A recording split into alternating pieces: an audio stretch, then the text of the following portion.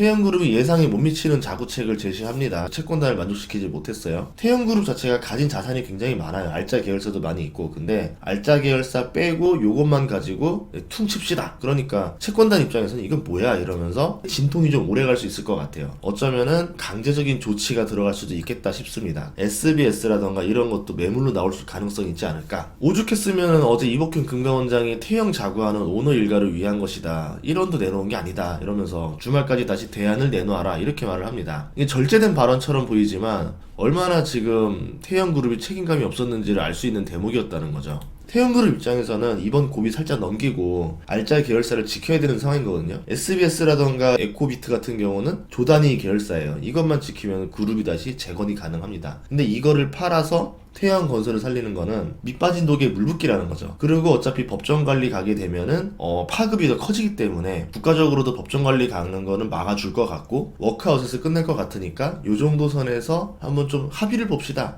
퉁칩시다. 이렇게 볼 수 있는 거거든요. 태형 인더스트리 매각 대금 중에서 윤석민 회장과 TY홀딩스 몫이 1,549억입니다. 딸한테 들어온 몫이 500억이 넘어요. 딸이 가진 지분이 27%가 넘었었거든요. 이 2,000억 정도의 현금을 태형건설에 투입할 수가 있었습니다. 그런데 실제로는 400억만 투입했다. 그러면 나머지 돈이 어디에 쓰인 것이냐. 금감원장이 말한 오너 일가를 위해 쓴 게 아니냐. 이런 의심을 받고 있는 거예요. 대주주 일가가 갖고 있는 개인 명의 자금은 따로 파킹이 돼 있는 거 아닌가. 채권단이 의심하고 있다. 이렇게 말을 했는데 확실한 거는 태형건설을 살리는데 그 돈이 쓰일 것 같지 않다라는 겁니다. 채권단이 태형건설 부채를 막아주고 자신들은 지주사인 TY홀딩스를 지킬 것이다. 이렇게 추측이 되고 있거든요. TY홀딩스를 지키면 자회사인 태형건설이 파산한다 하더라도 윤 회장은 SBS와 에코비트 같은 알짜를 지킬 수가 있어요. 문제는 TY홀딩스도 부채가 많다라는 거예요. 에코비트 지분을 담보로 공동투자자인 사모펀드 KKR로부터 4천억을 빌렸습니다. 실제 에코비트 지분 50%는 시세에 따라 다른데 1조에서 1조 5천억 원 가치가 있는 거예요. 4천억을 갚지 못하면 이 지분이 KKR로 다시 넘어갑니다. 그럼 KKR은 4천억 빌려주고 돈 못 갚았으니까 이거 되팔아서 최대 1조 1천억의 차익을 얻을 수 있는 기회가 되는 거죠. 어떻게 해서든 TY홀딩스가 돈을 못 갚아야 KKR이 이득을 보는 구조입니다. 반대로 TY홀딩스는 저 4천억을 무조건 갚아야지만 1조 1천억의 손실을 보지 않을 수가 있어요. 우선 4천억을 갚고 담보를 푼 다음에 다시 매각해서 때가 좋을 때 팔면 1조 5천억까지도 받을 수 있는 기업이거든요. 그럼 TY홀딩스는 우량회사가 되는 거죠. 그런 이유 때문에 태형그룹은 태형 인더스트리 매각한 대금 2천억 전액을 태형건설에 투입할게 이렇게 말을 했는데 실제로는 사재 484억 출연하고 태형건설에 투입한 돈 400억 정도만 들어가는 거죠. 500억은 TY홀딩스 보증에 썼습니다. 그래서 지금 뉴스에서 나오는 게 인더스트리 지분 27% 판 돈이 딸한테 개인으로 가 있는데 그것도 태형건설에 넣어라. 그래서 정말 오너 일가가 기업을 살리겠다라는 의지를 보여줘라. 채권단에 이런 압박이 있었던 거죠. 지금 판 돈이 TY홀딩스로 들어갔어요. TY홀딩스에서 조금 더 유동 현금을 만들어낸 다음에 4천억을 에코비트를 채무를 갚는 데 돈을 쓰고 나면은 본인들의 자산 가치가 확 올라가니까 그거를 바탕으로 다시 매각을 해서 그 돈으로 태형건설을 살리는데 돈을 쓸 수도 있다. 이 정도까지 발언이 나오지 않을까? 이렇게 생각해요. 카드를 하나만 푸는 느낌? 압박이 더 심하면 하나 더 풀고 상황이 더 심하면 하나 더 풀고 이런 계획을 쓰는 것 같은데 왜냐면은 워크아웃이기 때문에 태형그룹이 더 이익을 얻는 구조거든요. 채권단이 손해를 보는 구조고 그런데 지금의 여론 분위기 이런 것들을 봤을 때 그렇게 카드 하나하나 오픈하는 게 과연 이득일까? 라고 싶죠. 오히려 강제로 매각이 되는 절차, 법정관리로 들어가는 절차가 나올 수도 있겠다라는 생각이 들었어요.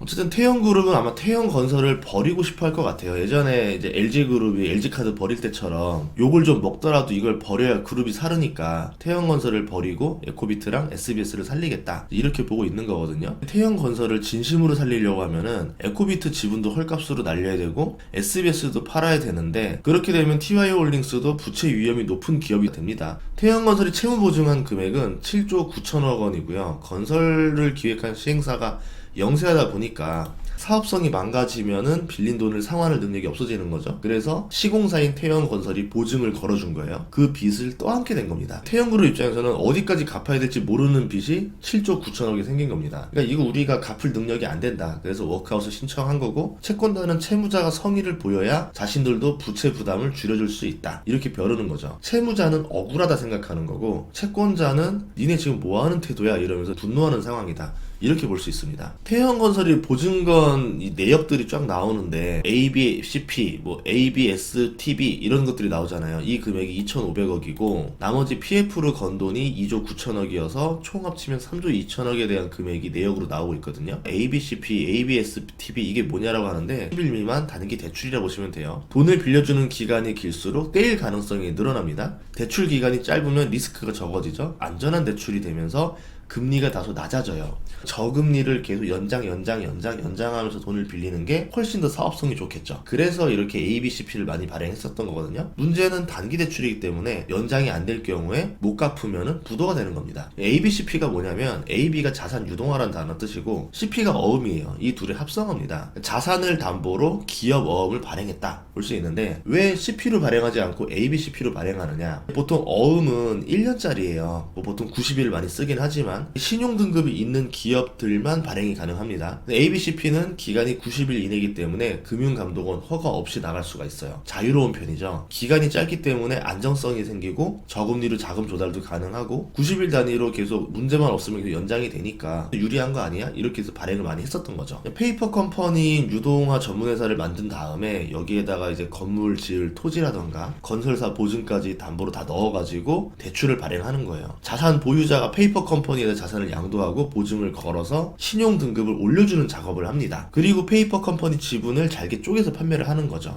왜 이렇게 하냐면은 예를 들어서 3천억에 대한 PF 자금을 모집을 해야 된다. 한 번에 3천억을 빌려줄 금융회사는 없죠. 고위험 투자기 때문에 여기에 수천억을 한 번에 투자할 수는 없습니다. 어떤 데는 10억 넣는 거고 어디는 30억, 어디는 100억, 어디는 500억 자잘자잘한 그 돈들이 모여서 3천억을 만들어 주는 거거든요. 그러니까 이 3천억이라는 큰 돈도 조달하기가 수월해지는 거죠. 이 시스템이 좋을 때는 문제가 없는데 문제가 될 때는 도미노처럼 무너지게 만들 수도 있는 악성일 수도 있습니다. 부동산을 담보로 증권을 만드는 게 이제 ABS의 핵심이었는데 아까 말한 대로 이거를 쪼개서 한다 했잖아요. 그럼 쪼개는 것까지 문제가 없어요. 이 쪼갠 것들을 다시 또 하나로 모읍니다. 원래는 등급이 똑같아야 되는 거잖아요. 여러 군데를 분산했기 때문에 신용 등급이 올라가는 겁니다가 되는 거죠. 그리고 신용 보강을 걸어줬으니까 안전한 거다 되면서 우량 채권으로 바뀌어버려요. 금융사 입장에서는 불량 채권을 우량 채권으로 전환했기 때문에 훨씬 더 비싸게 팔아먹을 수가 있게 되는 겁니다. 근데 부동산이라는 게 강남 사업장, 성수 사업장이 문제가 없는 시절에서는 어쩌다 하나가 부도난다 하더라도 나머지 99개가 살아남으면은 이 채권에 대한 원금 손실 가능성이 굉장히 적어지니까 우량한 채권을 볼 수도 있겠지만 지금 같은 상황에서는 도봉이든 다도 좀 힘든 상황이잖아요. 지금 뭐 강남에서도 공사가 중단된 PF 현장도 굉장히 많이 있고 다 무너지는 상황에서 어떤 게 썩는다고 안전해지는 게 없다라는 거죠. 우량 등급이 순식간에 불량 등급으로 하락한다는 거죠. 그럼 여기에 신용 보강을 걸었던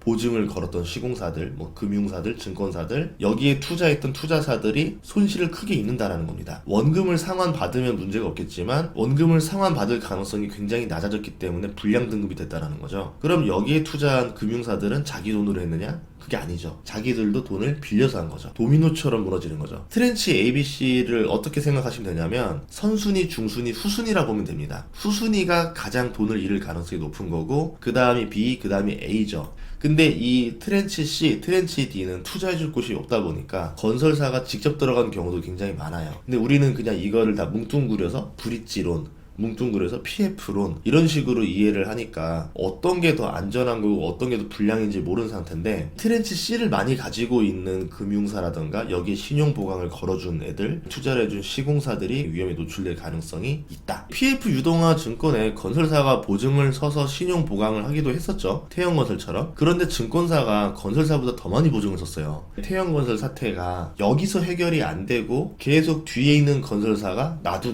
이러면서 워크아웃 이렇게 되면은 가지고 있었던 이 PF 채권들이 다 불량 등급으로 막 떨어지기 시작하겠죠. 그러면 여기에 신용 보강 걸어줬던 증권사들로 위험이 전이가 되는 겁니다. 금융으로 위험이 전달되고 걷잡을 수 없이 문제가 생기게 되는 거죠. 그래서 국가 입장에서도 태형건설에서 빨리 끝내고 나머지로 전이 안 시키는 게 훨씬 더 유리한 선택인 거고 태형그룹도 그런 걸 알고 있기 때문에 법정 관리로 가면은 판이 커진다는 걸 아니까 워크아웃에서 끝내줄 거야 라고 믿고 있는 거죠. 그래서 사제를 조금만 넣어보고 SBS를 지키자 이런 마인드로 가게 된 겁니다. 그러면 이제 앞으로 어떻게 흐를 거냐? 시장에서는 SBS가 매물로 나올 거라고 이제 보고 있는 것 같아요. 기대감이 있는 것 같고, SBS 가치가 원래 저평가했기 때문에 상승 기대감을 올라간 게 아니냐 이렇게 보는데, SBS 매물로 나오면은 이거를 사고 싶어하는 기업들이 많겠죠. YTN보다는 더 높은 값을 받을 수 있을 겁니다.